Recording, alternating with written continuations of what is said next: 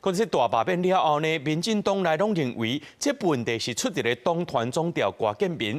赖总统也表态讲，这党团改选较符合社会期待。就风声讲，这党秘书长徐国勇要发起改选党团干部联署书，包括着立委郭国文、王世坚也拢有证实，也拢讲因已经签联署啊。那郭建民本人呢是无加做回应。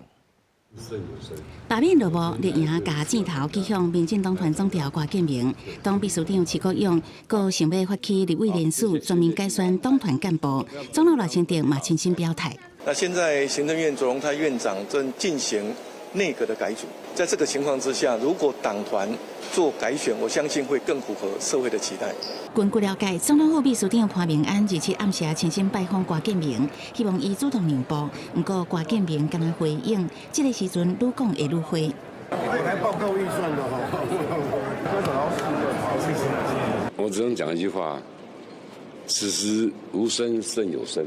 郭建明是民进党创党党员之一，也是立法院上资深的立法委员，为1993年到今已经连任10届，伫国会拼30多年。罢免失利了后，民进党立法院党团6长陆续表态无续任负责。立委王义川嘛提出是政策会执行长。伫王义川证实了后，民进党团干部7长甘剩总调郭建明。那你会签吗？我已经签了。拿到联署书啊，我也签了。最后的温柔是永不止息了。